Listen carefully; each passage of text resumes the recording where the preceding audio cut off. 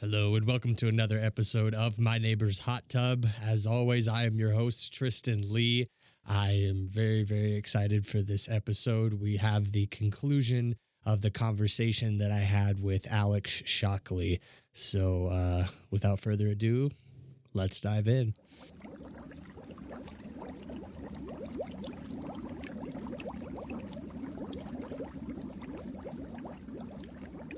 But things do work out and things are okay. Yeah. but like I was like, okay, I could this is like my therapy, you know? And even in like one of the other songs, I think it was Lesson Learned, this is my therapy. This is the way that I can deal with what I think and what I feel is by writing it in music and sharing it. And what's amazing, I mean, who knows, in today's world, there's so much art, right, that it's like tough. You make something and it's like nobody cares, and that's fine, really. But the thing is, there's still the opportunity, right? And like it could be somebody else's therapy too. Like people listen to music and connect with the articulation of feeling and thought that they couldn't themselves. And I was like, yeah, that's how I feel. I totally relate to that. I understand myself better because of the art that you made, which is cool. Yes. So I don't know. Like, yeah, I mean, this kind of brings me back to the whole like art, like actors being valued thing. Yeah. Like, it's that thing of like, okay, no, I guess you putting out this album didn't really matter. Like, you could have not done it. Like, but why not? Yeah. And like, it exists now. It doesn't really hurt that it exists, but it does have the opportunity to create good. And to me, that is valuable. Right? Like, no, maybe, it's not as necessary as food, I suppose. Right. No. But like, I mean, it has. But I mean, a more modern perspective has drawn more attention to people's mental health, right? Right. Yeah. And food for the soul, right? Yeah. And it's like, are we going to move away from this idea that like, it's like I said, why are we putting these people in these warehouses doing nothing? You know what I mean? Like, I mean, even in manufacturing jobs that I've like kind of touched on, it's like, it kind of seems like, do we really need to anodize this aluminum? Like, yeah, I don't know if we do. And it creates a lot of toxic waste. And like, I mean, it's kind of better, but like for the amount of effort we're putting, I don't know. It's just things that I'm like, are we, with the direction of making money, doing the best job of investing in our communities and in our people? How are we treating each other? Yeah. Are we gonna let people expressing themselves matter? Right. You know what I mean? What we put as valuable, or like what we put on like value. I'm not just talking like a price tag, but like what we value. Like, when you're in a friendship, you value their trust, you value their input, you value their companionship. You don't just, value them because, hey, look how many friends I've got. We're putting that energy and that value into things that maybe we ought not to value. Well, I mean, I do think that not everyone's created equal, right? And we all have our different skills and passions. But I'm okay with some people maybe like having more than others. But like, what is that based on? Yeah. I think if you think about it, like we would kind of want it to be based on service, right? People that serve others, people that enrich the community, people that are willing to pitch in and help out or like do things that other people don't want to do. Yeah. Those are the people that should be valued. Absolutely. And not the people that are doing things to serve themselves. Like those people should not be valued.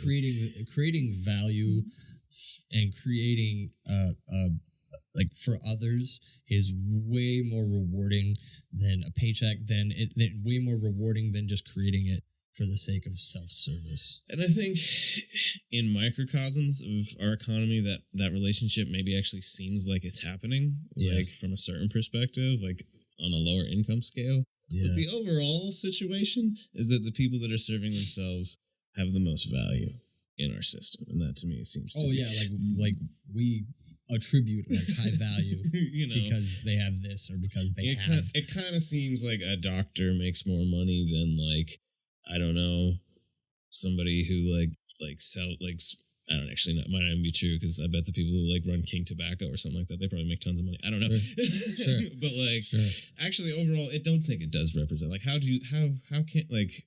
This is one of the things that bugged me because like one of the temp jobs I had at Wells Fargo was again like they were processing these payroll tax documents, like these quarterly payroll tax reports. Yeah. And so I was just looking at all like all these papers all day, and like the thing is like again it was an AI that did most of it. But occasionally, like the number, the AI wasn't sure what the number was, so it would ask you, and you would type in what the number was. But if you got it wrong, it would ask you again. Yeah, and it's like, are you sure the AI doesn't know? Yeah. I don't know. I was very suspicious of like whatever. But anyway, but I'm seeing what all these people are making.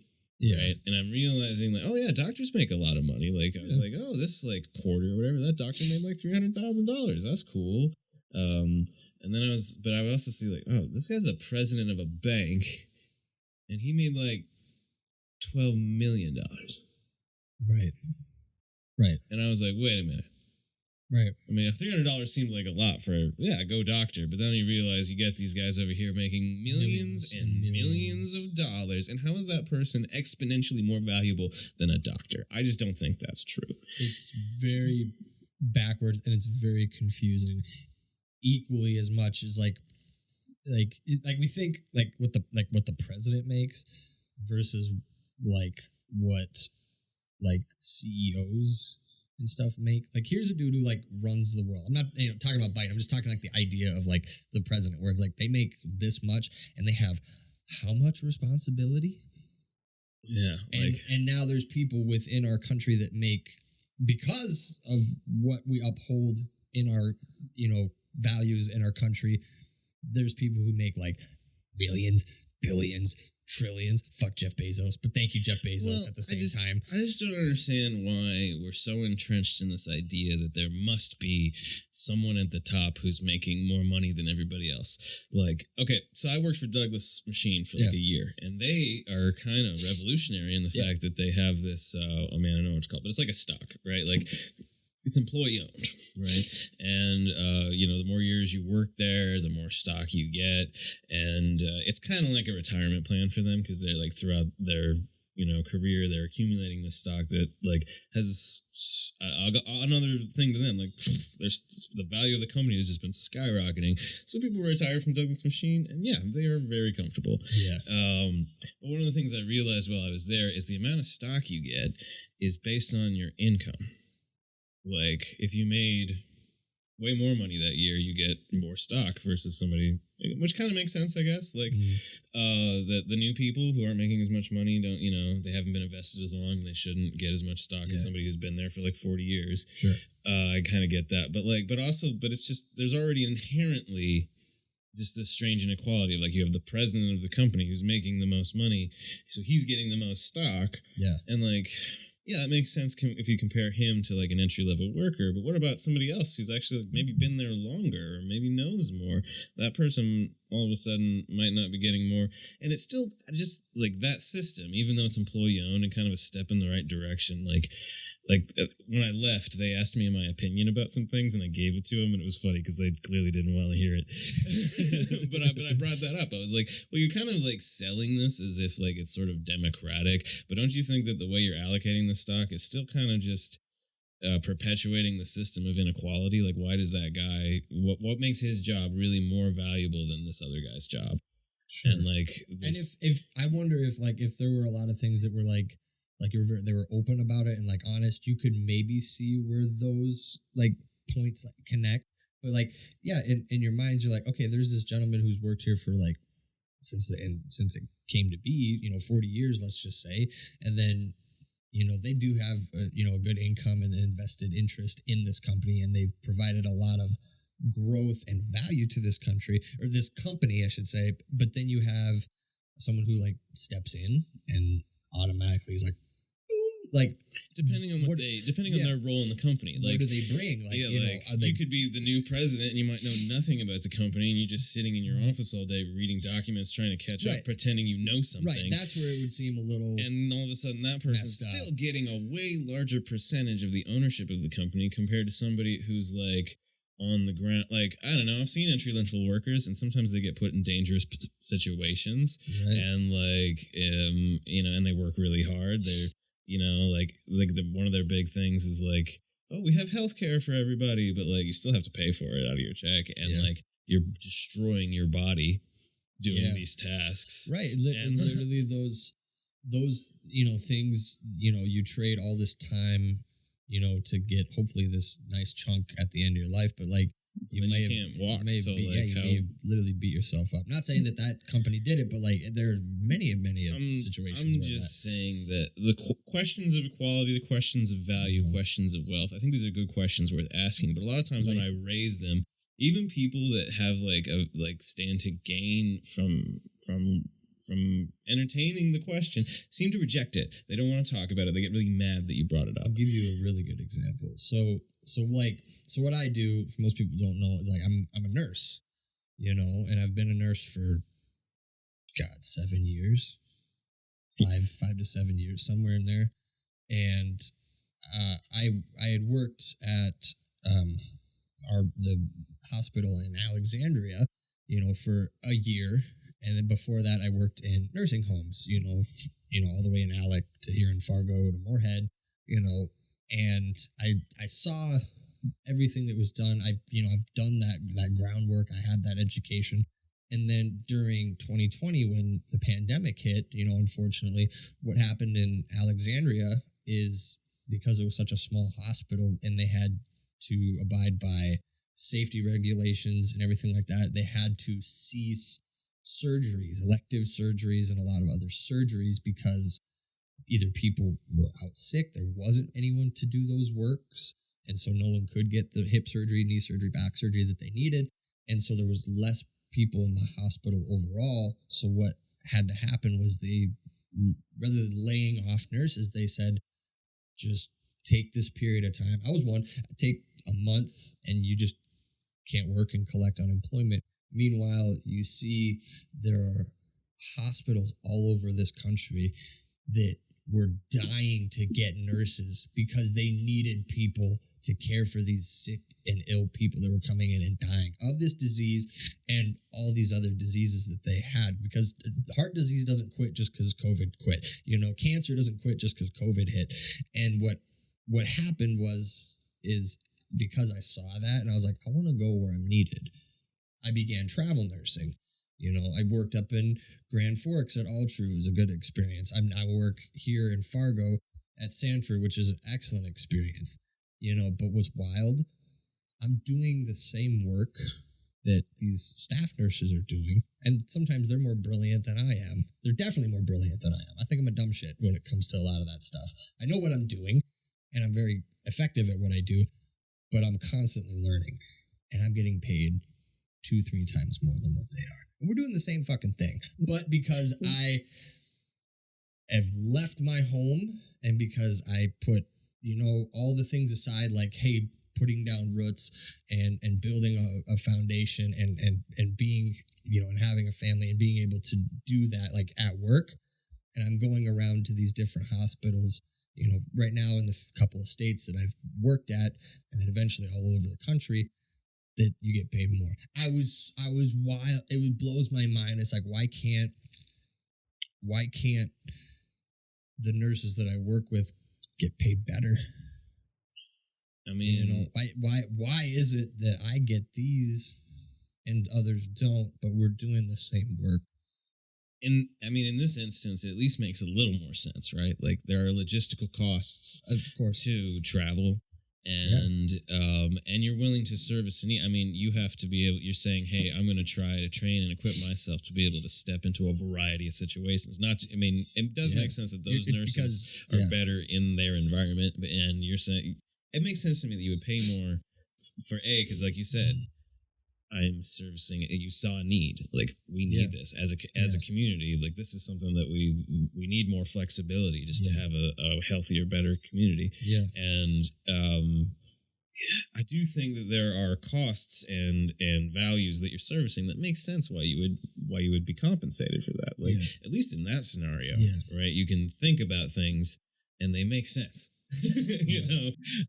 but they don't always.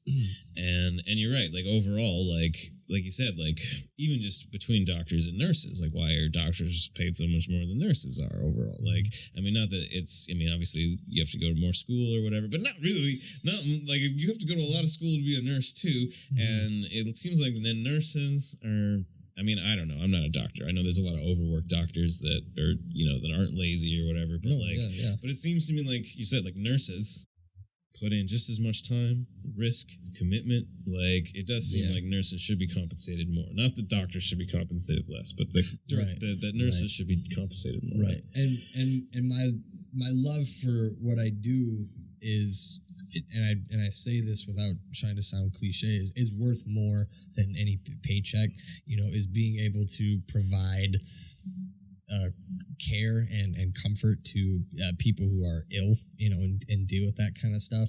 And to me, I value the people and the other nurses and the doctors that I get to talk to, because they provide me with a level of value and reassurance that like I'm doing the right thing, and it's a team thing. It's all a team thing. And all this social stuff, workers all and this CNAs stuff is and physical therapists and everybody, who's involved.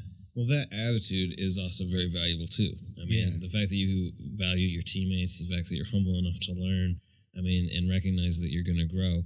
I mean, maybe it's like that makes sense too, why you might get some more money, because that is valuable. I mean, even somebody who maybe doesn't have the skills but is willing to be trained. I mean, there's a lot of people that aren't willing to learn. Yeah. And so don't underrate that as a valuable part of yourself either. I think the biggest thing is like, it's just the stepping out of the comfort zone. Like I've talked with other like travel nurses, and we think the same thing. You're like, we're doing the same job. I mean, but it's because we have to, sometimes, get people who have families and they leave and travel to, come work. And that's the thing they do get compensated for, is like going out into the unknown. It's literally like going into outer space. It's like going out into the unknown, putting, that comfort zone completely on the back burner so that you can provide these cares and do this.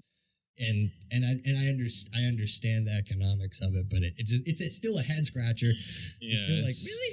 That's kind of strange. Yeah, it is kind of just like, wouldn't it be nice if everybody was just taken care of, right? And obviously, as a nurse, that's probably just where your headspace at most of the time. Like, can't we just take care of each other? And yeah, like I do know a lot of, well, not a lot, but like when I talk to nurses, it seems like they do value the idea that they're helping, right? And people want to help, and I think that it's kind of the same thing with acting. People want to act, like you take advantage of a little bit of humans doing beautiful human stuff. Yeah, and like humans want to be human, and instead of valuing it, sometimes it gets taken advantage of. And I mean, I don't know. I like talking about this because I think it feels or it fuels all into the idea of your album, which is a life worth living, or like how, like all of these things that they matter and that we should care and we should talk about. I want to flip it a little bit, because a lot of these elements that we've talked on, from economy to like people, you do touch on in your music and your album. So talk a little bit about it, because from the get-go, I was completely engaged. I've heard you play some of it live, but like getting to listen to it in like a full album from beginning to end, I was like, there's a story involved. It's not just like, hey, these are my thoughts. This is like from the perspective of a character, for sure. The traveler. Which you are. Oh, yeah, fun fact, Alex is a time traveler. Yeah, it's not going to end well, guys. Sorry about that. Well, it was a fiction. The album is a fictional story. Because I needed a box to play in. So I left DRP, the Dirty Reggae Punks, after learning a lot.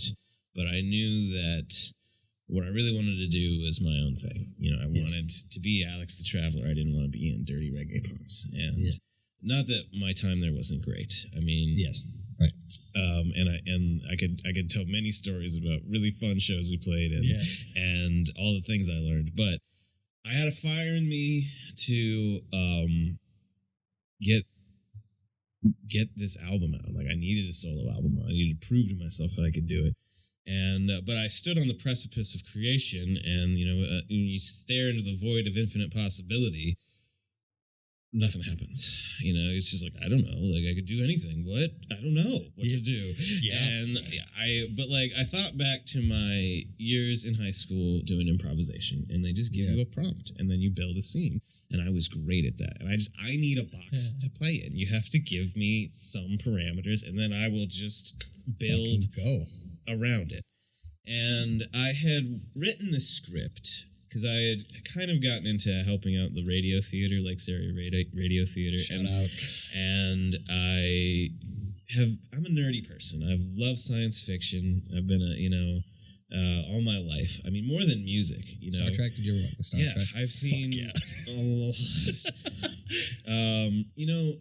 Ashamedly so, the original Star Trek is the only one that I haven't watched all the way through. That's okay. I haven't. But Next Generation through Voyager, I've seen every episode. So That's good. my favorite era. Shit's the best. Love Star Trek. Anyway, that's another podcast. But I had written a science fiction script for this radio play that I kind of liked. I kind of liked the characters I'd drawn out and the world I'd kind of built. And, I never really produced it because it was just kind of a hassle. And, I still kind of in the back of my mind, Endgame Traveler Works, and wanting to maybe try to put that together to do a serial, like for... we haven't really talked about it much, but I do have my own podcast, The Traveler Diaries, on Spotify. Check it out. Not really. It's not great, but it's mostly me it's like my notebook. It's kind of how I viewed it, of like, if you could peer into an artist's notebook and see like the things that they wrote and sketched out in their process of figuring out something, that's what that podcast is for me. And also it's just me talking to my friends. So I don't know. But anyway, one of the things I did in that podcast was even started to do a little radio play for a little bit, because I experimented with all different kinds of segments. Like, I didn't really know what I wanted to do, and I was just me saying what I could do, and I was like, but anyway, I had this script, I had these characters, and I decided I didn't want to let go of that, and I wanted to take the one character and write the album from his perspective. Yeah. And so it's called Trapped in the Past, because the idea is that there's this guy from the future who it's very Guardians of the Galaxy, but anyway, in his life, he's being pursued by a lot of people, the government and criminals, and he's on this ship with his family, and it seems like they're about to die, but they're looking for a way to hide or escape, and they find this wormhole. And it looks like they're gonna die. So his family, crew, whatever, shoves him in an escape pod, shoots him through the wormhole, because they're like, well, we only have one escape pod. We're all gonna die anyway. You might as well maybe this is your chance at something. Yeah. And so then he gets stuck here, modern times. He goes through this wormhole, shows up on Earth in the past, and has this perspective of the future where Earth got used up, and humans had to colonize space, and I kind of always thought about it more because Firefly was a big influence on me, the TV show Firefly. Yeah, I remember Firefly. And that was a system, not a bunch of different interstellar systems, but a bunch of planets in one other system that humans left Earth and developed terraforming technology and showed up in a system with a bunch of planetoids and terraformed them all, and that's kind of the system that they lived in beforehand. But knowing the idea that humans of the past had a world that they destroyed. Yeah. The character of this perspective. So I mean, as much as I was fictionalizing it, like you said, I brought a lot of my perspective into it. But that's what science fiction does. You create this fiction that allows you to talk about things that are uncomfortable. Yeah. And, but, so that's kind of where it came from, is a concept that the guy who was singing it was this, not necessarily a time traveler, but just some guy who got stuck here and thinks it sucks sometimes. From the perspective, from what I was gathering from the character, the traveler, he's seeing what's going on, and he knows the trajectory, he knows where it's all going, and it's just it's infuriating to him. Like there was one like, I get mad sometimes, and you're just like, why? Why are you doing these things? Well, I assumed he would look at the Earth and like, he's like lived in a ship his whole life. I mean, he's an outlaw and an orphan, and he was never really accepted. And he doesn't really have a home planet. There are planets, but even in that world that he grew up in, corporations own everything, and there's this hierarchy of inequality. And he came from nobody, and he doesn't have a place. And to come here and to see trees and to the ocean and all of this beautiful, wonderful stuff that we take for granted. Yeah, and he was just like, "Wow, you guys are dumb." Yeah, and but kind of his journey in the album is to come to an acceptance too of letting go of the life that he lost. Yeah, and also. Yeah, coming to terms with the fact that, I don't know, the last song on my album is called A Better Future. Yeah. It kind of ends with this idea of like, well, now that I'm here, maybe I don't even, like, I always kind of felt like his perspective was like, wasn't 100% sure that he was in another time as much as he was in another dimension. Sure. Like, it seems like he's still like... It seems like his past, but it could just be... a completely different... parallel world, universe that he's in. But it seems similar to what happened, and he doesn't want the Earth to die, but like maybe he can't. I don't know. The idea that I'll do what I can to just try to make this world, this time, a better place compared to what I knew could happen. Yes, and so I don't know. It was fun. I tried to, as much as I had all this backstory and narrative.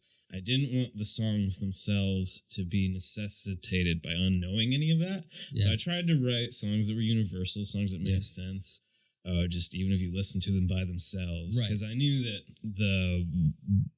the market that I was aiming for wasn't like a theatrical market where people were going to be sitting and listening to me and paying attention. They were going to be ingesting this passively. I'm going to be up wherever I am in whatever bar, like just singing a song. Yeah. And so, I sometimes I wonder, I go back and forth on like how, because a lot of that doesn't read. You don't know. There's so much I know about this character that isn't even in there, like all these other people that adventures he went on, and like you don't really know much about him.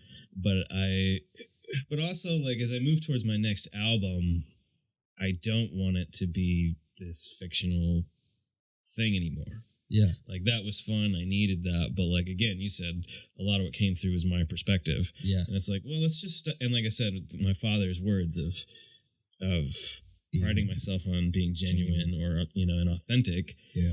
It's like, I don't really want to pretend to be this thing. Like, I needed that at the time because I just... Like I said, I needed a box to play in. And that's what I do. I'm a story...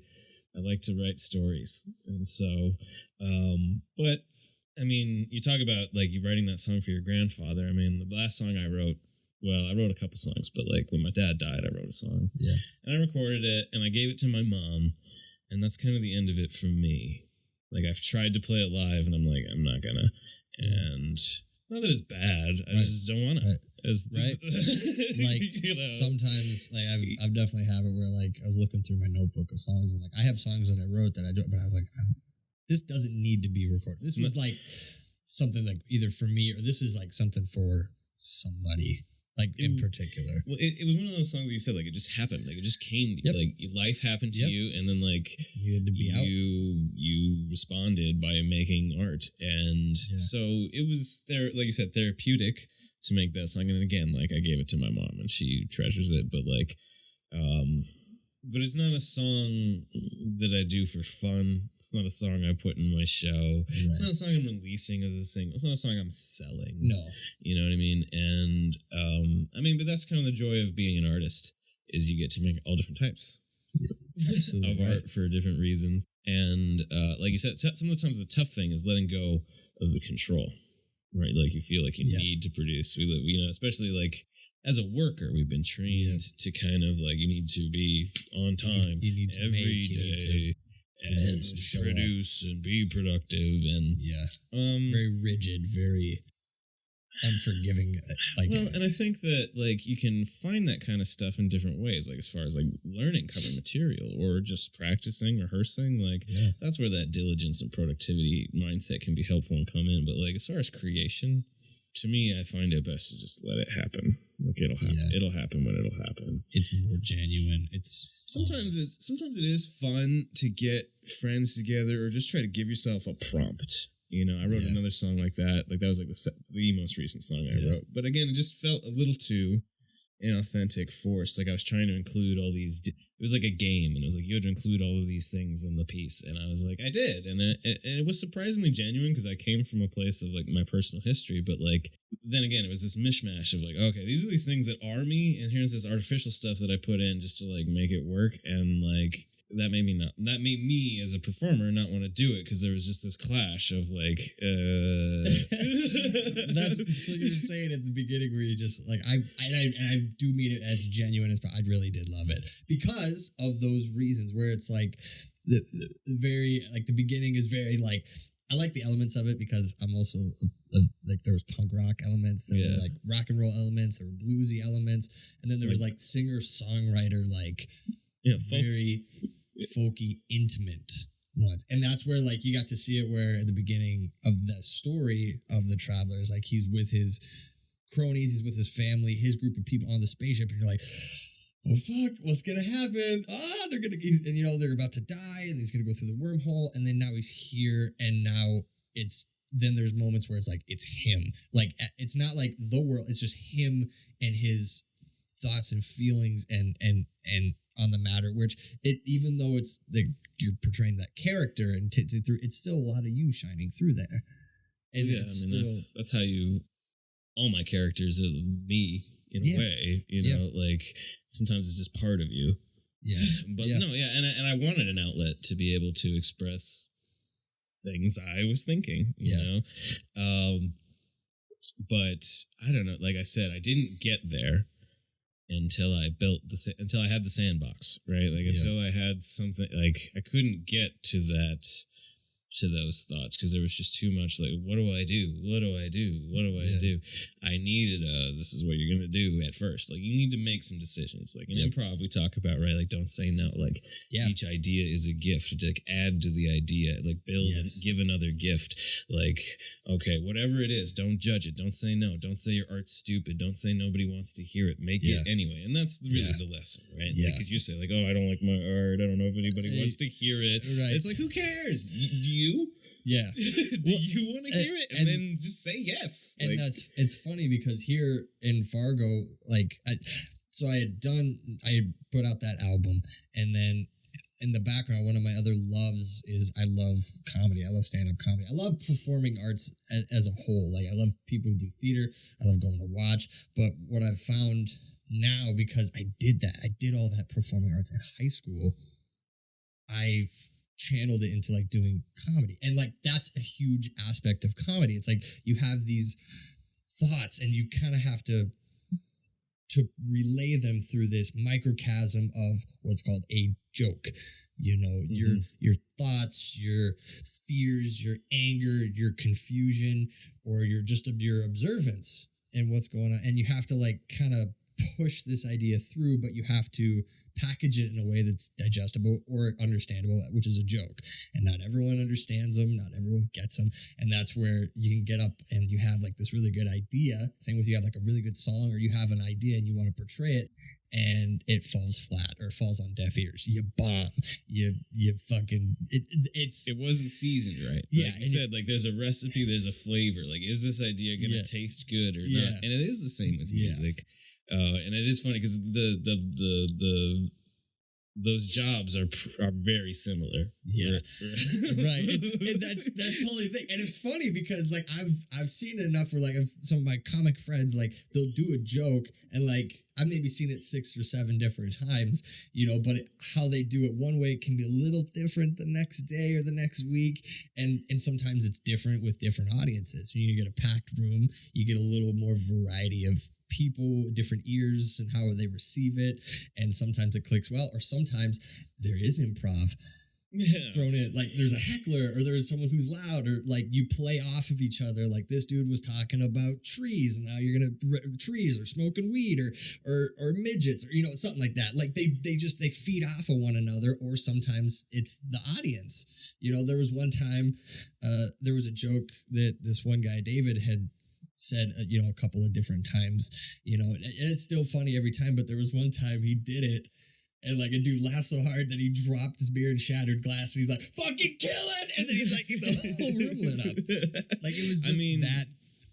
You do part of the equation. Live performance. You have to play to the room you're in and play to the. I mean, it's a balance, right? Because you listen to some guys in podcast comedians. They talk about like working things for their specials and like getting it just right for like the recording. But at the end of the day, part of what makes a live performer brilliant is that ability to adapt. And like one of the things that a choir director said to me once that has kind of always stuck with me too is like listen more than you sing, right? And it's kind of the same idea. Even when I'm doing guitar and even if I'm by myself, I'm listening to the room.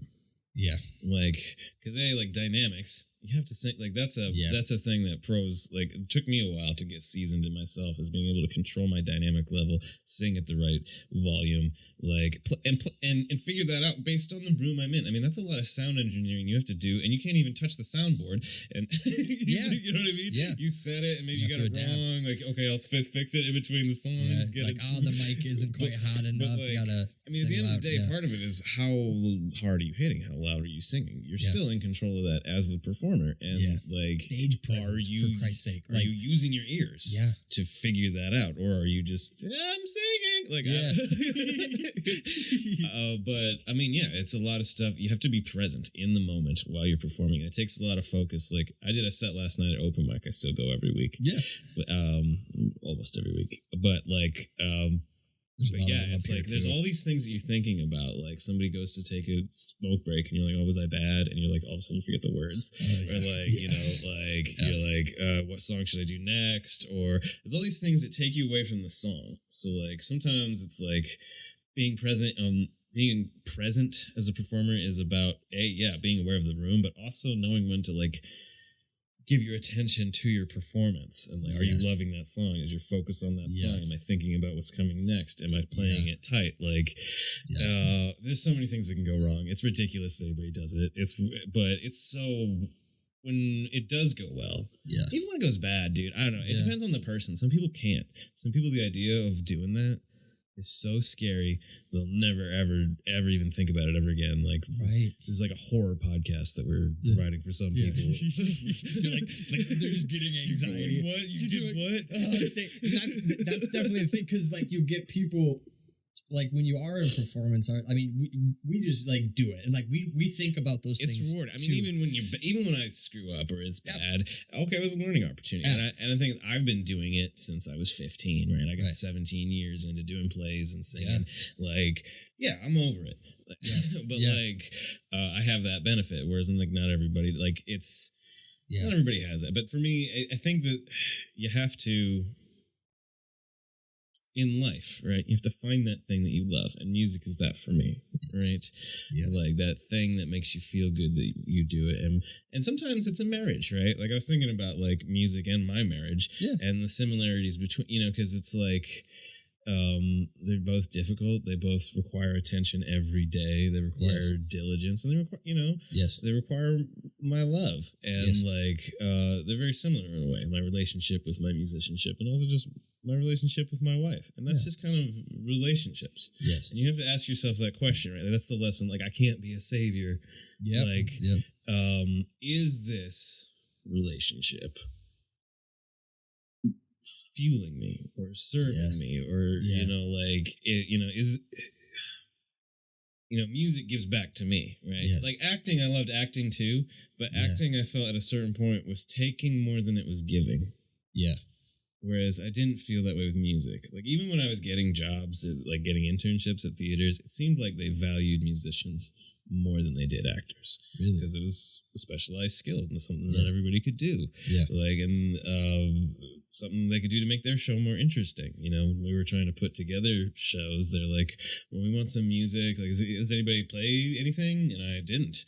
I could sing kind of, but like it seemed like that was something that was like really missing, and that it seemed more that the producers of the plays valued more than finding an actor was finding a musician, and so that's part of the reason that I was like, I mean, I already kind of liked it. Like, when I was 13, I started like playing drums and being in a rock band with my buddies, but like, I was more into theater in high school than I was music.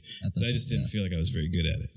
Sure. And I was very good at theater and acting. Yeah. And even though they were telling me at a certain point, like, well, you're going to need to do music-y stuff in order to succeed at acting. And I'm like, oh. You're like, I wish I would have known this sooner.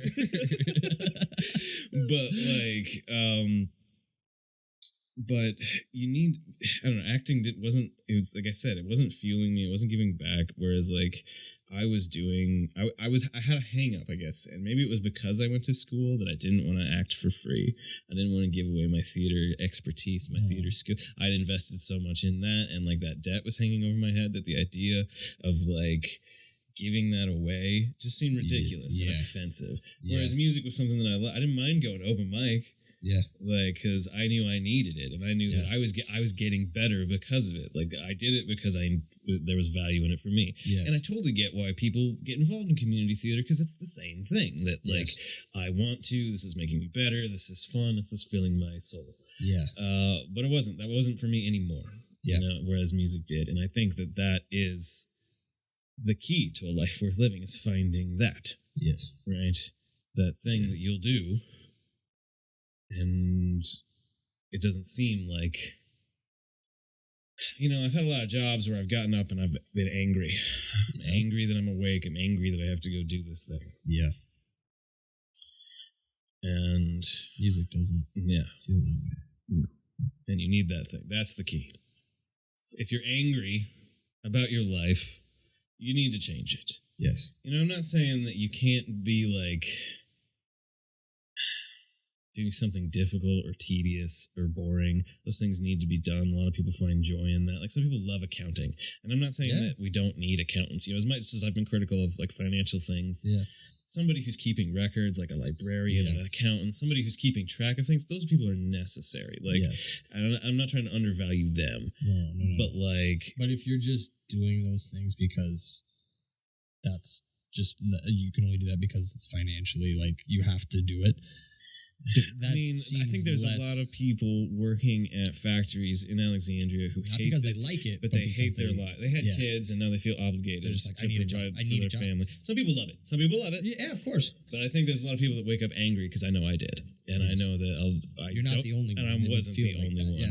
And a lot of people find themselves in those positions because they feel trapped, they feel lost, they don't know what else to do, and society's constantly pressuring them to produce and provide, that they don't have time to ask themselves, what does fill my soul? Like, what do I want? Does what I want even matter? Most people probably would say no, and I just think that is a problem. Yeah. We need to rethink and not that I want people to be selfish, the opposite of that, because it maybe sounds like, oh, you brat, you want all these things, you feel so entitled, you think that you shouldn't have to work, and I am not saying that at all. What I'm saying is, I think that greed is pushing people into doing things that are a disservice to themselves and society. Yeah. And that giving people freedom, sure. Give people, if everybody had freedom, sure, there'd be lazy people that would be lazy. Yeah. But like, they would eventually, I believe if that was given and that was an opportunity, you find people doing things less because they have to pay bills, because they have to do this to provide. You'd find people who would move towards doing things because they want to. I think lazy people would get bored and eventually do something. You know what I mean? And who knows what they might do. And I think if that's the worst negative consequence that we have for people, I don't know, finally being able to. Some people just love cooking. Yeah. You know what I mean? Like, some people love, like, maybe there's a lot of people I think that would start restaurants because they could now. And like, how many people working at McDonald's would be like, you know what would actually be fun? I just want to make soup. Yeah. You know what I mean? There was a book, and it was a very paramount book, and there's not a whole lot that I read that I really enjoyed, but it was called The Conscious Creator, and it was about this one character. It was not an allegory, but it was like had truth to like what the author had written, like some of his truth in it, but it was written as like a parable or like a story. And he was working like his corporate job. He was making very good money. He was doing well, but like at the beginning of the book, his girlfriend of many years just was like, "You've lost who you were, like who you were, the passion that you had about things. Didn't have to be something specific, but like you just had that feeling, that energy in you is gone. Yes, you have a stable job, you're doing well, but like you've lost you along the way, and through these like."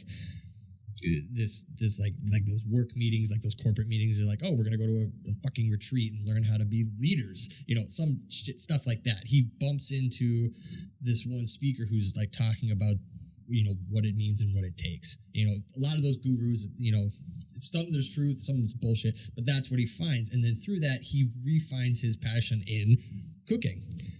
But initially, like, I mean, he wasn't like, he was still working, making money, but he on the side, like every other time that he had during the day, he would spend towards cooking and perfecting his recipes. And then he eventually felt comfortable sharing those recipes and with people who were just like, this is a really good fucking soup. And I mean, I still work. And then at the end, he has his own restaurant. I mean, I still work a couple days at Qdoba and I do connect with this idea that like, yeah, feeding people is enriching, yes. Right? Like, yes. I love even when I worked at Douglas, what kept me going for a little bit was that like some of the parts we made helped create machines that like packaged food. And it's like, oh, I'm helping create logistics that are helping spread food around the world. Yeah. Like, I don't know, like even with music, right? There's gonna be stuff you have to do that you don't want to do. Like you should play guitar, your fingers are gonna hurt, right? You want to play a show, you're gonna have to haul equipment, set it up. Yep. You need to work to have the resources to be able to produce that show, get the equipment. You know what I mean? Like, I'm not saying that the world should be all like roses and cake. You know what I mean? I'm saying that we just need to ask ourselves some tough questions about waste, I think there's a lot of waste in society as far as just wasting resources in general. Yep. Like, we could just have clothes that don't fall apart after 3 months. We could make clothes well. We could stop throwing away food. And we could stop wasting people's time. We could stop making them do stupid nonsense just to keep them too busy to be pissed off that rich people are taking advantage of everyone and allow people to go to school. Yeah. You know what I mean? Like, that's all I'm saying. Amen. Because it's like, no, not everybody should be allowed to do surgery just because they want to be a doctor. Like, you need to be able to prove that you're qualified to do difficult things. Yes. But I don't think there's anything wrong with letting that person take the class. Yeah. Even if they fail.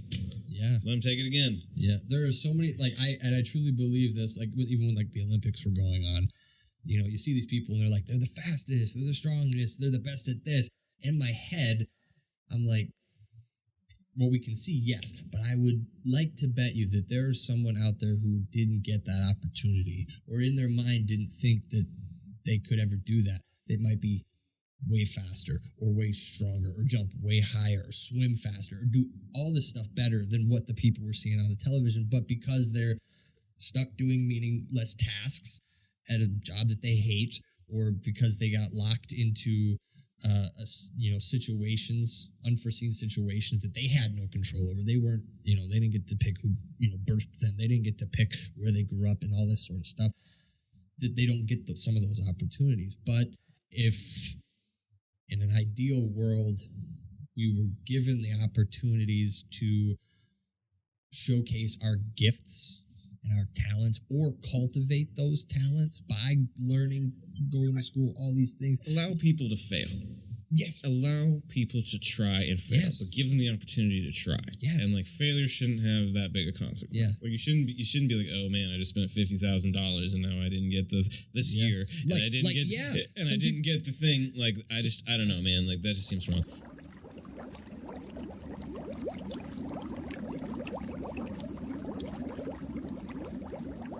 And we're back. You gotta take care of yourself. You absolutely got to. Like I was sitting there for a while and I was like so engaged. I'm like, I had to pee, but fuck it. Like, I'm a nurse. I'll just put a catheter in. It'll be fine. No. Yeah. Okay.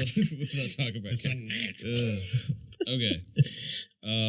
Well, thanks, man, for your kind words about my album, and yeah, it was fun. I kind of wanted to talk. Maybe let's go back to like 1440 a little bit, I guess, and like talk about theater because that's really kind of how we met. Yes. Like, what was your I know me, it was like. My takeaway from it was I'm going to move here and start teaching. So, like, obviously, it was a big influence on me. But from your perspective, what was that like? Oh, for 1440, it was. See, that one to me, it was different than like other ones we had done, or that I had done at that point because I was still relatively new to theater.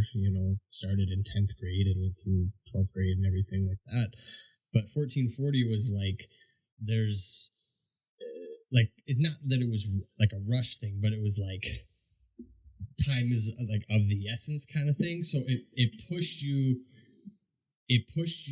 in a way to, you got to come with the character. You have to really read into the script. You have a limited amount of time, but you wanted to convey it in the best way that you're possible. And I remember the one that we did because you were the one that wrote the script for it. It was the couples therapy. Oh yeah, one where like you were like the narrator, the over voice, and you had taken the wife, which I think was Bailey Atchison, and then me, it was the husband, and you had both of us on stage at the same time, But the idea was the couple was separated.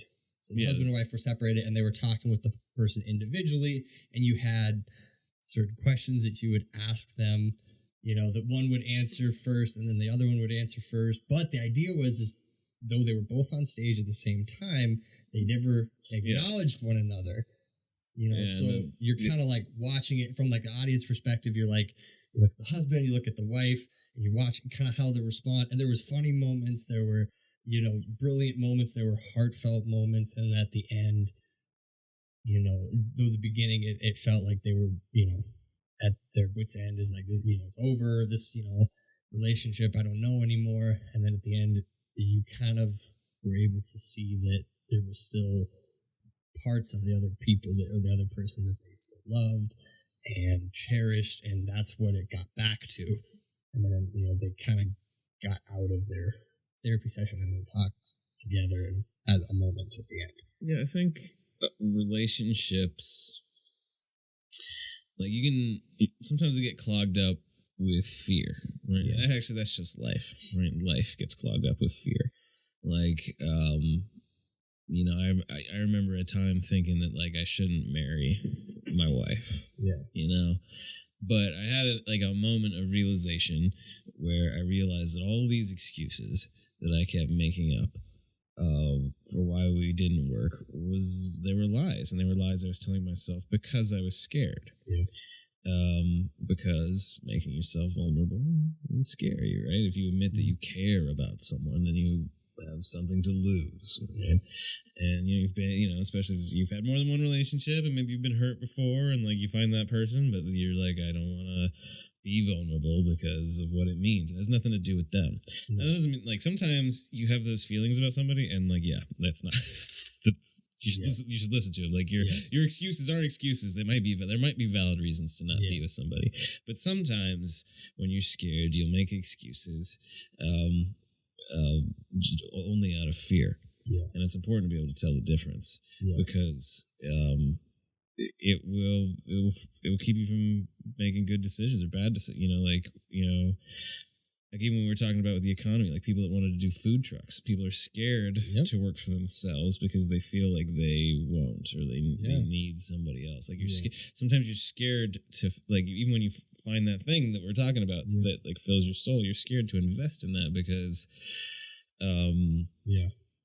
like maybe you're happy with your relationship with your art and you don't want it to sour. I mean, I just don't think it's a good idea to let fear control you and to make excuses because of you. I mean, sometimes fear is valid, right? Like fear, guilt, shame, these are things that can clog you up. Yes. You know, they can also sometimes keep you on. Sometimes you're the right track. Sometimes you're guilty because you did something bad, and you need to recognize that you did something bad. Sometimes you're scared because you're in a dangerous situation. Yeah, and you're like. Sometimes you're ashamed of yourself because you made a mistake. Yeah. But like a lot of times, I wonder if a lot of the things that keep us from doing, because I see it in people all the time, they keep us from doing things. There's no physical manifestation. It's all like we create our own. Sometimes your fear is just invalid, and it's like, okay, have you ever seen the cartoon Avatar: The Last Airbender? Oh yes. Okay, so my favorite episode is when he goes to see the guru. He's trying to get into the avatar state or whatever, and the guru's like, you need to open up your chakras. You know, like, I don't believe chakras are like necessarily going to make you a magic fighter person, but that checklist that they went through, I think, is a very helpful checklist, and it's been very helpful to me. And it talks about these things like fear, like what are you? It's like the chakras are pools in your body, and you need to tend they get clogged up with like the algae that is your emotions, and you need to tend those pools. And so I think it's helpful to ask yourself, what am I afraid of? Yeah. And like sometimes, like you said, like it's not always something that you need to dismiss as trivial. Sometimes when you examine that fear, you realize, oh, I need to do this about it. Or I need to change. That fear is valid and I need to do something about it. Or sometimes you're like, you know what, I'm scared of this and there's no reason to be scared of this. Mm-hmm. But either way, you need to tend the pool. And the same thing, like, what am I feeling guilty about? Mm-hmm. What am I ashamed about? What am I angry about? What am I lying about? Yeah. You know? Yeah. And deal with all that stuff, because that is a great pathway to peace, like inner peace, spirit, you know, like peace with yourself, peace with your life, opening yourself up to love. Like you can't do that if you're scared. You can't really be a loving person if you're ruled by your fear. Yeah. And so I don't know. That's just kind of I've forgotten about that story.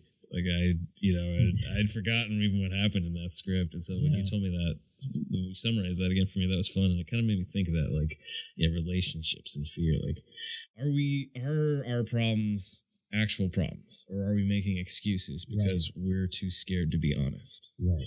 And same thing with music and art, I guess. Yeah. Yeah. Like what's keeping me from trying out this different way of either making music or way of making art, or doing these things. And you're right, it is a lot of our own mental creations. Like we're creating these things and they're keeping us from doing what we actually want to do or what we actually want to try. And this funny saying that I've come to be is someone will be like, yeah, I kind of want to do this, but I don't know. I'm like, is there a rule, or is there something written in the sky saying that you can't do it? Is there a rule written in the sky saying I can't do this, joke or this dance or this song? And a lot of times, it sounds silly. People are like, no. And I'm like, well, what's keeping you from doing it? Is it something that you've made up in your own head that's keeping you from doing it? And they're like, probably, yeah. So you're scared. What's keeping you from applying for this job? Does somebody else's opinion matter? Right. Does everybody else's opinion matter about, I think the opinions of certain people. I mean, it's all, yeah, and but usually they give, life isn't black and white. Like, there's some things that, other people's, like, if you went out and murdered somebody and people were upset about it, yeah. Because you didn't conduct yourself with respect. No. You denied someone their ability to live their life fully. Yeah, but sometimes, like you said, people are scared of things that they don't need to be scared of.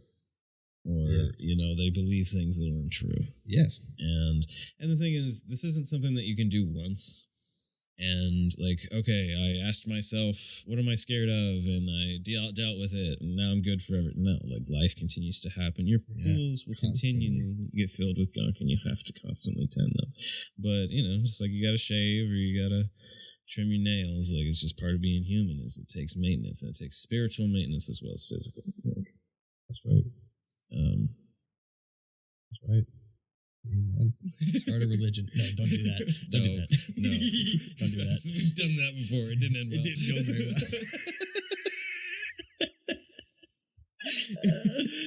I mean, religion is an interesting topic. Let's not. I don't know. Let's not touch on that one.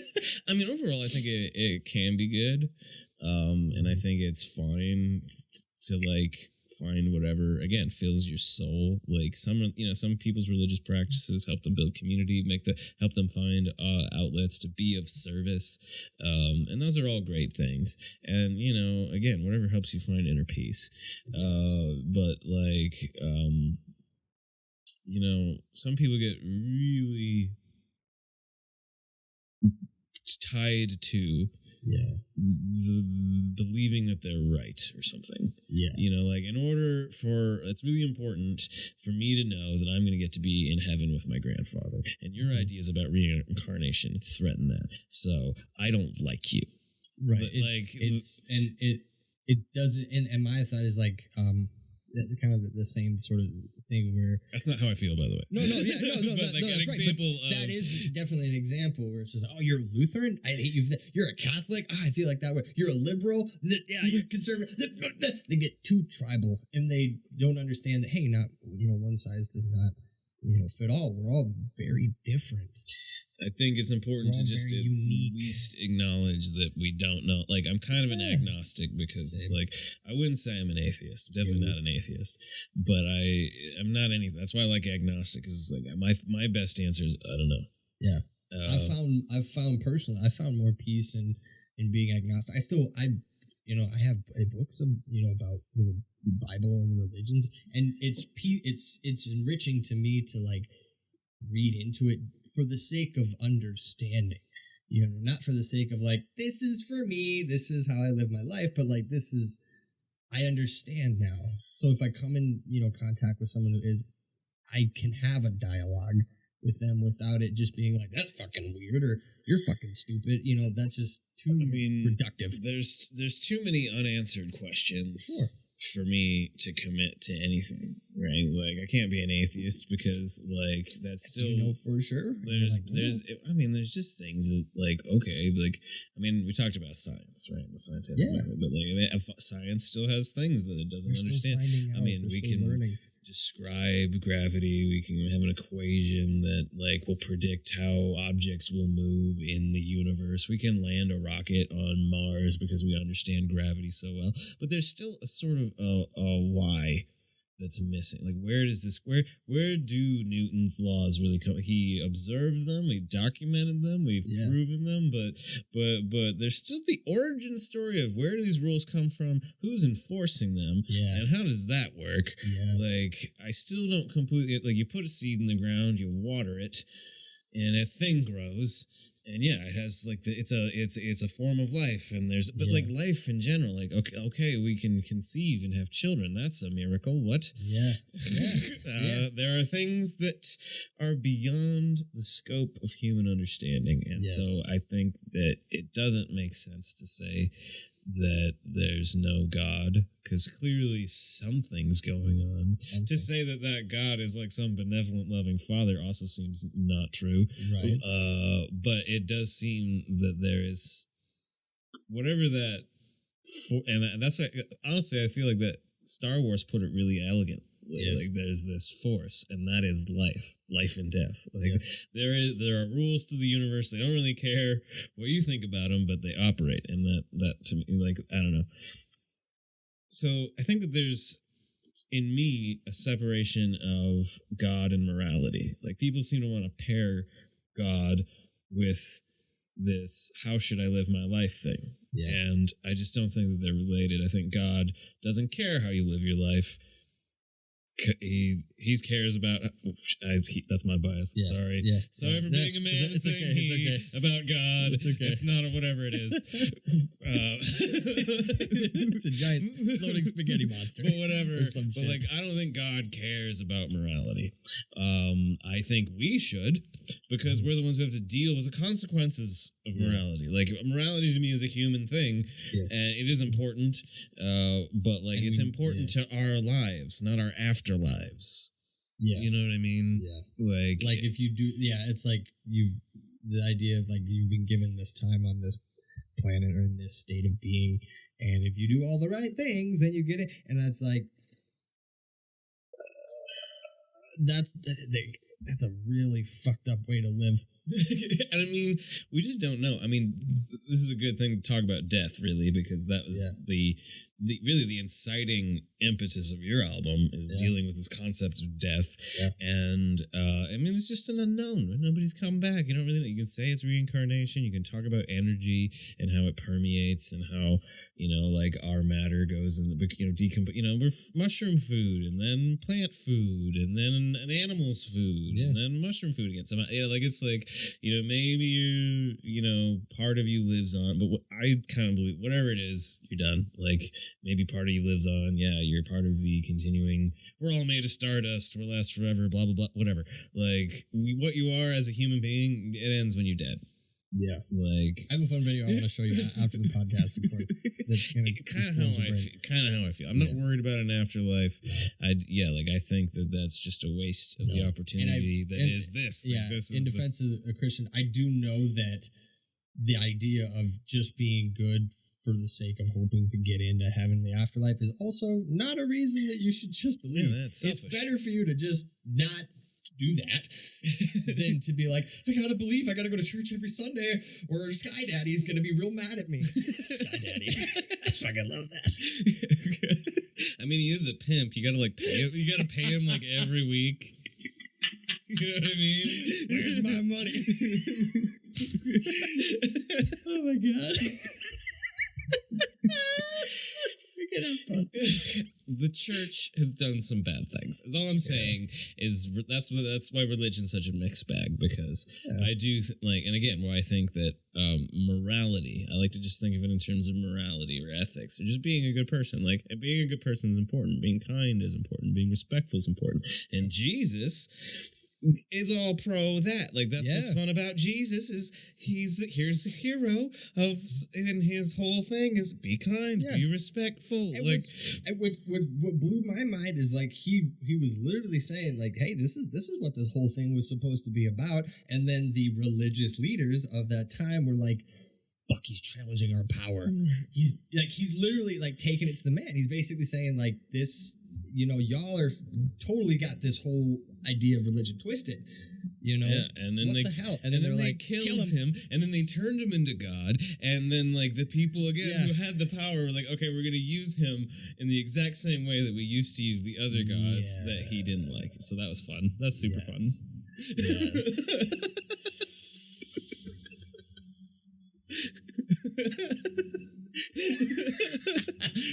Isn't it funny when you realize the truth of everything? You're like, oh fuck, this is the way that it is. Jesus Christ. I mean, at least you laughed. Most people they just get mad. They gasp. Oh my God. I don't want to talk to you anymore. And it's just come on, man. It's funny. But again, the thing is, I'm not anti-Jesus. And that's what I try to find as my saving grace in trying to relate to the religious, or at least the Christians, is I do think that studying the texts of the Bible is a worthy pursuit. I think there's a lot of valuable lessons in the Bible. I also think that there's some weird sections where it's just somebody begat somebody. We need to prove somehow that Jesus was related to King Solomon. We're doing it. Who cares? And to some of those people, that it mattered. To us, it's okay, that's we don't care. It's a family tree of who gives a fuck. You know what I mean? We go there for the morality or the story or whatever, which I think is important. And I don't think it's important that Jesus was the Son of God. I don't think it was important that he didn't how is it beneficial that he forgave all our sins? We're absolved. No, we're not. What? We don't have any accountability in our lives? That doesn't make any sense. No, and that's where a lot of they get twisted, and that's because people don't understand it. It's just it's a nuance. Yeah, I am going to be empathetic. I am going to care. Yes. I'm going to give. Hey, there was this man who they said it was the Son of God, chose to go about and tell us and teach us the way to live, and it died in the course of pursuing that. If you look at it, he was just an average man, which some of these 4 different gospels portray him in these different lights is I mean, maybe bro walked on water. Maybe he did. I don't know, and I don't care. How does that matter to us right now? I mean, maybe he did die for our sins. Maybe there is an afterlife. Maybe I'm wrong about that, right? Yeah. But even if I am, I feel like if I try to be a kind person, like if there's nothing or if there's a heaven, I should just be kind either way. Yeah. Like just try to be nice because that's just gonna make our life on Earth more like heaven, right? If we could just be cool and chill out and have fun and play guitar and stuff. That's right. There's a lyric that I remember. It just came to me. I just remembered it. The lyric in A Life Worth Living. The song is at the end of the chorus where it's like, "Give with all your heart, and all you give will be given back to you." Because what goes around comes around. If you are, whatever it may be, whether it's your song or just your comfort or just your strength, whatever you have to give, I'm confident with everything that I am, it will come back to you tenfold. Because you did it selflessly, because you knew that you had this gift and talent, and that's what it was worth sharing. I do think whatever I'm doing is working because I have been really happy. Yes. I mean, when we first met, I was coming out of a very dark place. Yeah. Right? Like I said, I was just coming to Alexandria. I had given up this idea of who I was and didn't really know where I wanted to be anymore. And it took me a while to figure that out. But, like, I've been pretty lucky lately. I feel great. I mean, I've found my wife, even through, the past couple of years with my dad passing, I still feel like things, people talk about, I see these memes about, 2020 and 2021 and how awful it was, and I'm like, I don't know, it was kind of great. I loved it. Weirdly enough, I'm glad I'm not the only one who thought, because, dude, I shit you not, I had started, putting music out in 2020. I worked as a nurse. I started, working in a hospital at that time, and, you saw crazy things, but, sometimes you gotta put away the news. Sometimes, you gotta do this. Not to say there isn't tough shit in the world. People did have a very hard time, but it's all to the individual. And you do have a lot more control over the way you think and the way you feel than you realize.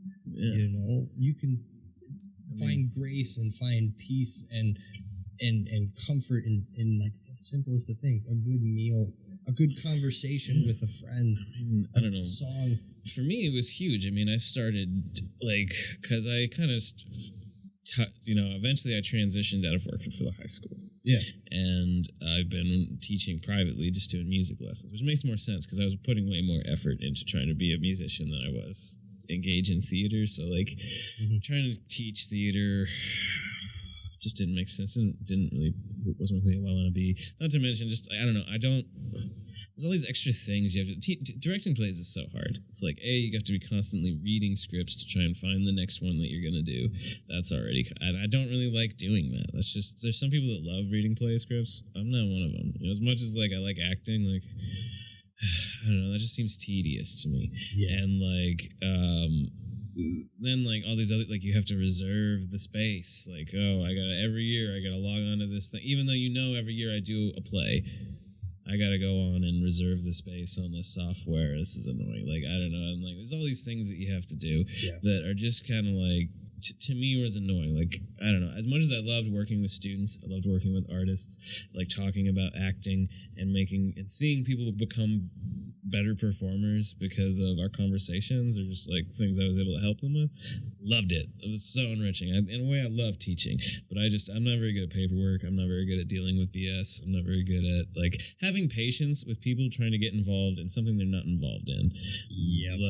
And that they don't actually care about. Yeah. And so now I just teach music, which I have more expertise in, and it's the only person that's holding me accountable is the student, or if they're a young child, their parent. Yeah. But if they're learning and they're feeling like they're getting something out of it, then that's all that matters. And to me, that's a better place than caring about how many people are coming to see the show or if the show is appropriate enough. Yeah. Yeah. You know what I mean?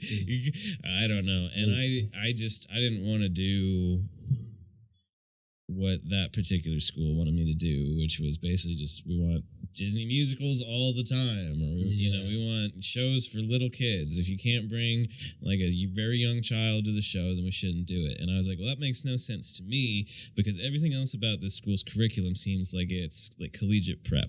Like you want these kids to be ready to step into college, and if any of these kids are interested in stepping into a collegiate theater program, it would be helpful for them to think about some other types of theater that they're going to talk about and be exposed to. And I always felt that was kind of my job. Yeah. And the school didn't really care about that. Yeah. And so that was honestly my main reason for not wanting to teach at the school anymore, is I felt like our priorities were in different places. Yeah. Their priority was about trying to make money because they have this new big performing arts center, and my main view is in the student experience. Like it was important to me that the kids were learning well and getting something out of it, rather than like how good the show was. I mean, I wanted the show to be good, right? I wanted everybody to do the best that they could, but like, I don't know, like I didn't really get the kind of support that I needed it to be successful. They didn't really put a lot of effort into, like, if they wanted to sell tickets, how come they didn't provide me with more resources, or even just like put it in the announcements, or like, I mean, like, I don't know, like how hard is that? Like, and it's like they always needed something from me, and it's like, what else do you need? Like, I'm busy. Like, I'm busy enough. Like, I'm trying to like build a set, rehearse the actors, like all these design elements that I'm supposed to help be in charge of. And it's like, plus I got to work all day before I get here. And like, there's another email I got to send you about something we've already talked about, or like something you could have just figured out. Like, and it's like, I don't know. The school was a frustrating environment where I did not feel valued. I did not feel like a part of a team. And every piece of communication, like, probably one of my favorite projects I did, because like we did, like I coached speech for 2 years, but I didn't want to do that anymore, because again, that just seemed like a dumb game to me. Like, it's just a numbers game. If you have more kids on your speech team, you win. That's it. Yeah. And less about the quality of the speeches. And also it was frustrating because like these kids were getting feedback from people that weren't really like qualified, but that was the reason this kid didn't win, so they're not going to listen to me. Because this is what was on their sheet, their judge sheet. This is what the judge didn't like, and I mean that's not completely invalid. But I was like, what a stupid system! Like I'm constantly being undermined. They don't want to trust me. And the things that matter to me, which are like teaching the child to actually like think and interpret and like care about these points of artistry. Like that's not what's being emphasized. Speech was just a dumb game, which was like, this isn't good. Yeah. Like competition, like because I grew up in competition, like that's why I fell in love, because we won things, but like I had to get broken of that, and at college really helped me get broken of that, because I realized motivation, like the competition can help motivate you because it can motivate you to be excellent. You want to win, to be really good, but like at the end of the day, art is subjective, and it's not basketball. Like basketball, you either got more points or you didn't. It's very clear cut. But it's like why someone won a play competition is a little bit trickier to decide at a certain point. There are certain objective things like diction, I don't know, volume, like attention to detail that you can kind of like quantify, but like it's at a certain point, like what makes something better or not, like they're not, they're both good, and you just pick one arbitrarily, and then everything that was working for you gets undercut, and like all that work was for nothing, and it backfires against you. And I do think that even though it might be harder to get people motivated in the long run, learning to appreciate the diversity of art is better. And like a competition can be a useful tool, but it can be a double-edged sword. And so I was just like, screw that. I want to direct plays where I'm in charge and people listen to me. And so we did Two Gentlemen of Verona, which is pretty fun. We did The Crucible, which this was where I really started to bump heads with the administration, because so we were doing The Crucible, and I was like, this story is going to be better served by a smaller venue. Like the audience needs to be closer to the actors. I want more nuance to be optional for these performances. Like this story and this style, I want it to be real. I want it to be gritty. I want us to feel the fear that these people are feeling. And I just felt like that was going to be better in Discovery versus the PAC. Yeah. And I mean, ultimately, I do think it was better to not, like, I understood that, like, working around the middle school play that was happening there, I was like, that's a good reason not to do it. Yeah. But, like, the reason they gave me was, again, that they wanted more people to be able to come see it. And I was like, okay, well, nobody comes see my stuff anyway. I don't know why you're worried about that. Like, you're not going to, like, whatever. So I decided to put seating on the stage. So I got my intimate experience by instead of having people out in that big area, I just put them on. I set up bleachers, like, because the PAC, that space is so, like, the stage is so deep. I was like, whatever, we'll just put bleachers around here and we'll do it in the round. Yeah. And, like, so that was kind of fun. But, like, the third year was my favorite project because I was kind of done with teaching interpretation. Not done, but, like, I don't know. I had become frustrated with something I saw, which is that, like, when you're trying to teach interp, you know, okay, you start with text, and you're trying to teach the performer to dissect the text for the information that they need in order to perform it well, right? Like, what are your given circumstances? Yes. Some people get it, and they do that, and they do really well. I mean, it's not a completely horrible process, but, you know, some students don't get it, or they don't put the effort in, and they don't get the information that they need in order to perform it well. And I found that frustrating, and I was like, how can I fix this? And so basically I wanted to do long form improv. Like, again, my improv background is more about, like, the competitions we were doing, we get prompts and we make scenes. This wasn't like Who's Line. This wasn't like one-off jokes. This wasn't like gimmicky games. What I like doing was, we need to establish the exposition. Like, who are we? Where are we? What's going on? What's the problem? We need to have an action, like, resolve it and, like, wrap up the story. That's what I like doing. And I was like, I want to do that. Let's do long form improv. And basically, I'm going to flip the process in reverse. We're going to start with the given circumstances. I'm going to give the actors the given circumstances, and they're going to generate the text. So they have the information they need to perform it well. And then they'll just make up the text as we go along. We won't have to find that information. It'll just be there. And I thought that worked. It, like, a lot of people that were inexperienced gave really, I felt, convincing and realistic performances that we hadn't seen from them before. And not a lot of people did it, because a lot of people did Pirates of Penzance. Like, let's do the musical at the thing. And that's fine. Like, go to the community theater, do Pirates of Penzance. But great for you. Creating those opportunities and options. Like, I'm at the school, I should have, like, less pressure. Like, the community theaters have a little more pressure to sell tickets than I should have, because I'm at a flipping school, you know what I mean? Like, so whatever. So it was a smaller group of kids than I wanted. It would have been a bigger, longer show had more than like 7 people been interested in doing it, or scared to do it, or told not to do it because they want to go do whatever. Not bitter. I'm a little bitter. That's okay. It's okay. But I love the people that did it. Like I said, I met Olivia there, and like Hunter. I still work with him. You know, like I went to go work at Qdoba because Hunter's there, and he was in that. But whatever. Yeah.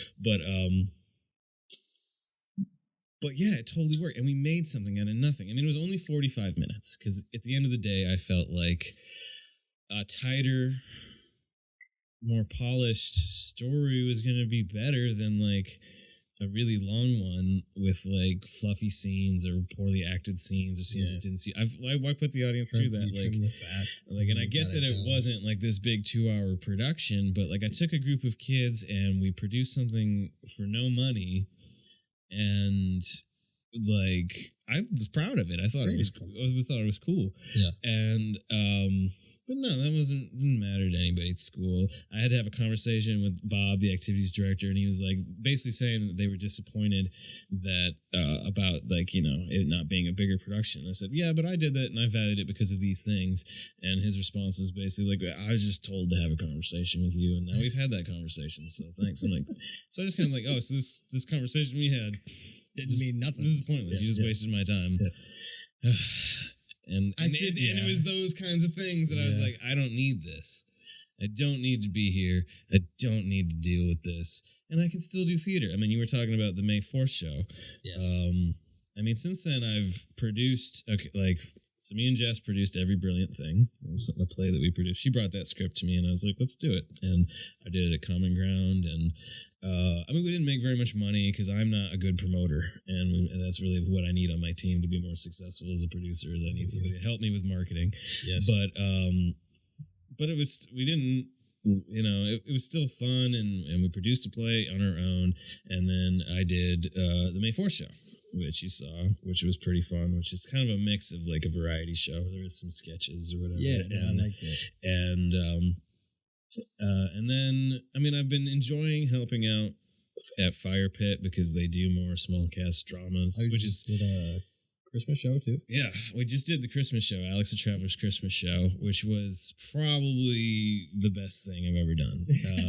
I don't know, because it started from this place of I went to go see Cat's Paw, which was pretty good, and I was talking to Mike, who owns the theater. Yes, and he was basically I was talking to him about playing concerts, and I was trying to pitch to him an idea of doing an open mic of that was it'd be kind of interesting to do it here at a theater instead of a bar, and I could just do a monthly little concert thing, and we can get people in here, and it can maybe even turn into more like a workshop or master class depending on the community that we foster, whatever. But he wanted me to do a Christmas show. He's like, well, what if could we do a Christmas show? And he's like, what would it make it worth it to you? And he's very generous with me as far as the finances, and so I was like, okay.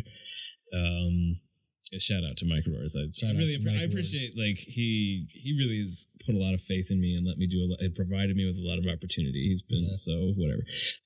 But he's all right, fine, we'll do this Christmas show. And I didn't want to do a Christmas show. I don't really like Christmas music, and I was like, this is so I started from that place, and I had to ask myself this question, why are you being such a butt about this? And I had kind of fun with that premise, and I decided to kind of just rip off the structurally idea, this idea of a Christmas Carol of okay, there's going to be a Scrooge who hates Christmas music, and we're going to go through his past of why does he hate Christmas music, what happened to him that he hates Christmas music. And then a second act of a Christmas present of what happened to him. Why doesn't he like Christmas? I know why.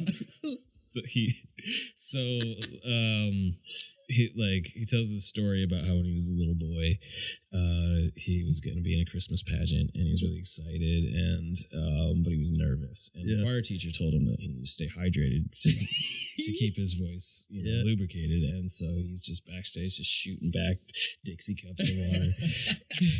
And his mom can tell he's nervous. Yeah. His mom's backstage minding the wee ones that are about to do this little number, and she's like, okay, son, don't worry, you got this. Just breathe and relax. I know you're gonna be nervous when you're out there, but the key is just be confident and relax. Yeah. So he goes out on stage and he's nervous. Yeah. And he remembers what his mom said, and lets the spirit flow through him, and he wets himself. And we did it. So I have him. So this was what was fun for me about the Christmas show was I was able to kind of start to this was something that I wasn't really stated, but that was fun for me to put in behind the scenes in my own philosophy is that Alex the Traveler has some supernatural capabilities. Okay. That the conventions that the theatrical conventions that we're using are because of me. The reason we're telling these stories, we're going back to these scenes, is because I'm taking us there. Yeah. Why did it? It doesn't really make sense when you really look at everything that happened. Adam sold it. Adam Hunter, who I met doing Pillow Man at Fire Pit, it was amazing. He doesn't have any training, didn't go to school at all, and he's better than me. He's just amazing talent. But anyway, that's why I tapped him for this role. But he's totally sold it. But he goes into this monologue, and there's really no reason for him to do that. But in my mind, I did it. Yeah. I made him say this stuff. Yeah. And so, like, he pisses himself at the end of the story. Like, he's telling a story about him pissing himself, and then he pisses himself on stage. Because my whole perspective from the first act was that I'm just trying to put on a concert, and we keep going back and forth. We sing these songs, and, like, he'll come up and he'll just have something to say that just ruins it, or, like, he hates the song because of this reason, and he keeps interrupting. And so I'm just frustrated. So it's like I'm kind of making him whiz himself so he'll just leave. Yeah. But he comes back and he's pissed off because he can kind of tell that it wasn't right. Like, he comes back and he's yelling at me like, "You made me do this," and I get mad because I'm like, really? I'm like, how ridiculous is that you're going to continue to interrupt? Like, this is too much. Like, we're about to come to fisticuffs, but like the other choir members, in the show, not in real life, but like, you know, things get quieted down and we hear from the other choir members. And that's kind of my Christmas present act of like hearing from other people. Why do other people like Christmas? Why do other people like Christmas music? Trying to realize that like your problem is that you're not paying attention to anyone's perspective but your own. Adam is his problem.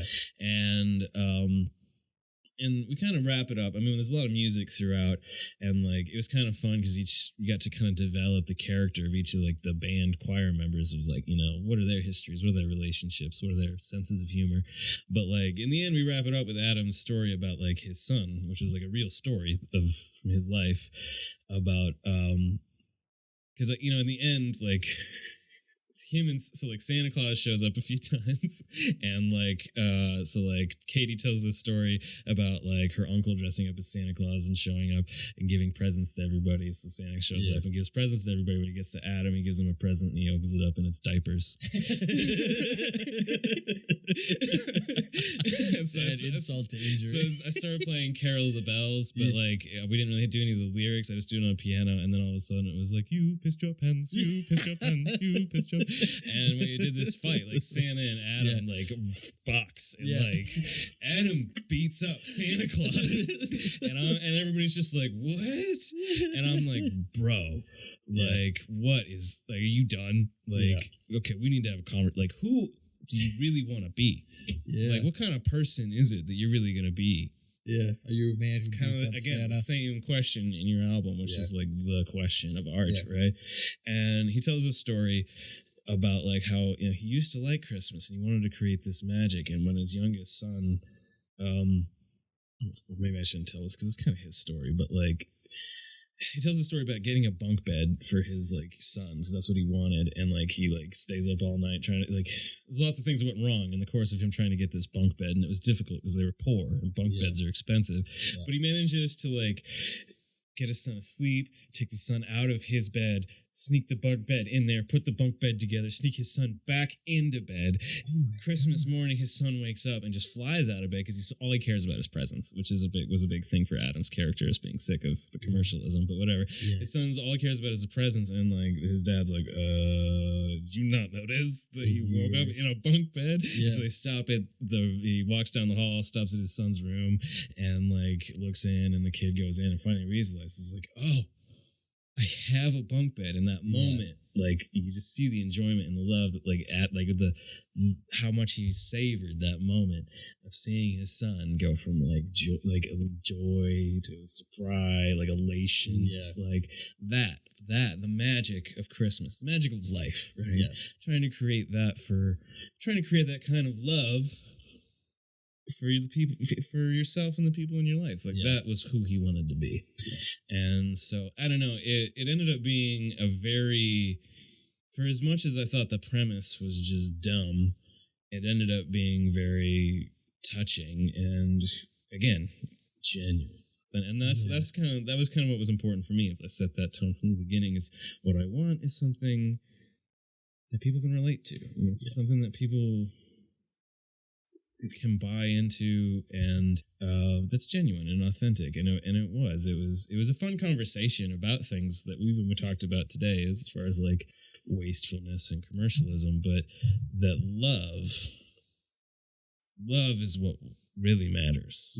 And so that was a fun show. We got to do some music and we got to tell some stories, and it was kind of a surprise because I advertised it as if it was just a concert. You know, I was just like the Alex the Traveler show, and I called it a show on purpose because I thought that was vague enough. the Christmas show, not Christmas concert, not Christmas. It's a Christmas show, which could be a concert, which is what I definitely tried to lead people to believe. But I think it paid off because in the beginning when Adam's interrupting people, we did it 3 nights. And it was funny because the reaction was different every time. Like the second night we did it, the crowd was not on Adam's side. They were like, "Will you sit down and shut up?" And it was, and he still worked it. It was funny, but the third night, the last night we did it, the crowd was very much on his side and loved it. It was okay, the song's over. What are you gonna say? That's what we're really here for. And that's also what I thought was kind of brilliant about the piece. Is that it had that back and forth that it had both perspectives, and no matter what your bias was, you had something to relate to because it was a conversation. And I don't know, it was fun, but that's what I like to do. I'm as a professional, as an artist now, I just am not really super interested in finding a script and paying rights to do the script and interpreting the script. I want to generate something that's my own. Yeah. I want to work with artists to create new stuff. Yes. And I want to involve the things I've been doing musically. So that's kind of where I'm at. I view myself as an entertainment company. Right. I have an educational wing, which has worked out really nice for me. Yeah. I have my live music show, which I can provide. But it has been really fun to get back in touch finally with theater because now I'm starting to meet some people that I'm having that connection that I used to have with. Yeah. Right. I'm starting to rebuild that family. You're rediscovering those things, the joy and the enjoyment of doing it. And as a producer, I just have more control. I mean, like I said, I met Mike, that was an opportunity that I lucked into. And it's just, I've been lucky to have the resources to be able to do whatever I want. And it's, I don't know, like I said, the past few years have been actually a joy. I mean, there's challenges and struggles, but me and my wife bought a house. There's just been so much personal growth for me. And it has a lot to do with honesty and respect and kindness and treating the universe well, and it will treat you well back. And I don't know, we should probably wrap up here because I got to hit the road soon. I get that. Thank you again for having me, and this has been fun. And what I loved about your album is it's message of finding love in your life, and that being what makes a life worth living. And I hope that if people listen to this podcast, that's what they take away, that it gives them hope. It motivates them to shoot for what they really want, and to not be discouraged when they fail, and to recognize it's the only way to fail is to give up. So when you're challenged, to just keep grinding. And if you're patient, a few years later, you'll start to see progress that you didn't expect was possible. I didn't think I was ever going to be able to own a house. But and it's even kind of sometimes you talk about the idea of thinking of yourself as a father. I had a similar moment that too, because I never really wanted to be a father, but I had a moment, without going into too much detail, where I was confronted with actually I could. And I don't know, it's just sort of, you're whoever you are, you're probably more capable of everything than you think. And be patient and work hard. And I don't know, we can't really control what's going to happen, but we can control how we react to stuff that happens. And just try to stay positive and stay hopeful and work hard in the face of in the face of adversity and challenge. I want to close out by reading. There's this motto that I live by, and it's a poem that my father gave to me. It's called the Desiderata, and the words that this poem, it kind of encapsulates everything that we've talked about, and it's it's one that even like to this day when I read it, I get choked up just because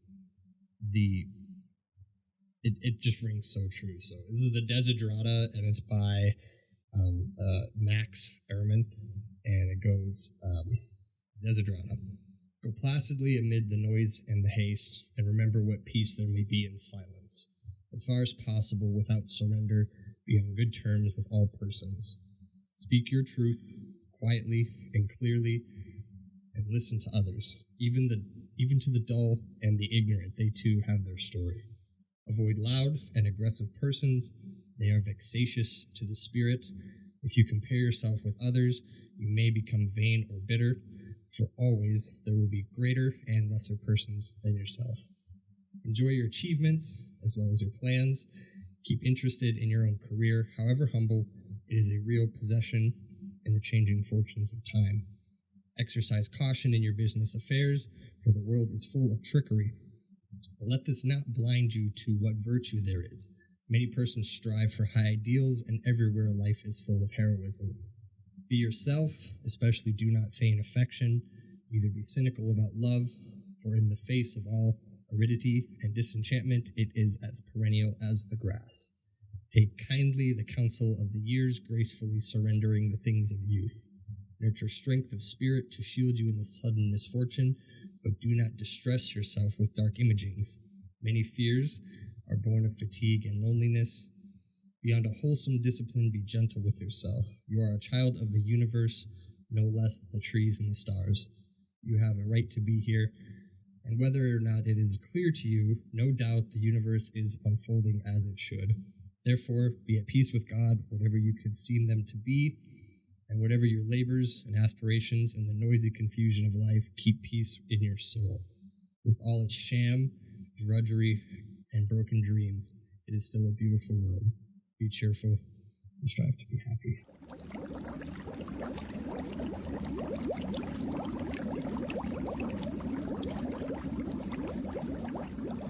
Thank you so much for listening to today's episode. I really hope you enjoyed it, and stay tuned for more. Thank you. Have a nice day.